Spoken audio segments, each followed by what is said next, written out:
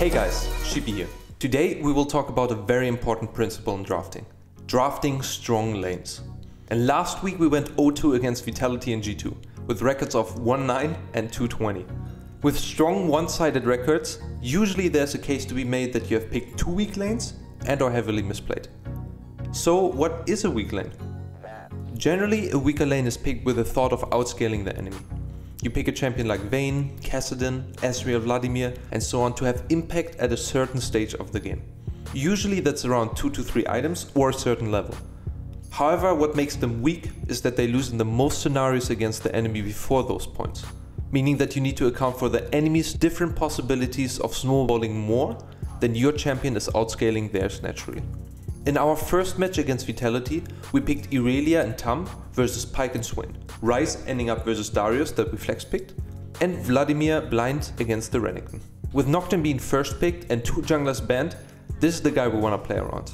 When he's reaching level 6, all the weak lanes will have a possibility of coming back.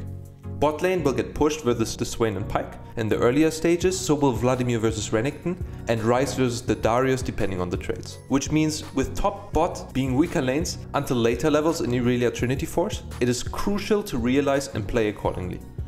Going into the game, we managed to stall out and follow our game plan until minute 8, when Nocturne hits level 6. So far, we're able to avoid fights and the game plan was being followed. However, knowing that they have stronger lanes in the early game, Vitality is looking for fights where the champions will be more impactful than ours, and Skarner sets up for a mid lane gank at 8:05. Skarner trades flashes with Ryze, but Nocturne starts to go in and ends up dying. That's the first time that stronger lanes had a really huge impact on the map. Pyke and Swain will both show up in the mid lane and both Irelia and Tam will not be there. Going a bit earlier to understand what happened, at 750 Vitality's bot lane is stronger, which allows them to push in the wave and start walking towards mid lane. Irelia and Tam have to make a decision now. Either follow them and lose farm, being shown by minions and risk face checking the stronger Pyke and Swain, or stay at the tower and farm the minions. Choice number 1 is highly risky and therefore the strength of stronger lanes becomes apparent. So they rotate, we start to fight in mid lane 2 versus 2, with Pyke and Swain coming first, and we lose Nocturne's life and his ultimate.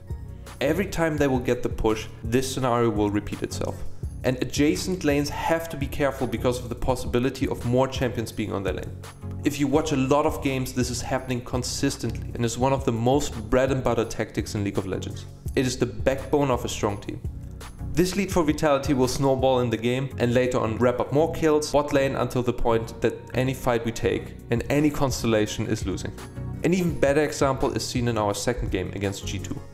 In pick and ban we allowed the enemy to pick Aatrox and picked Mundo into it. With that, Aatrox will be able to push against the Mundo and impact the map as we have explained before. The same will be with Lucian against the Zoe in mid lane and the Heimerdinger against our Ezreal, which means we picked weaker lanes with the hope of outscaling the enemy. G2 was very aware of this fact and shows great macro. At 420, Shen and Heimerdinger pushed bot lane and Shen is moving towards mid lane. Pyke showing bot will not be able to attend and Ezreal being stuck as well means that G2 will have one more possible member in Shen for mid lane play.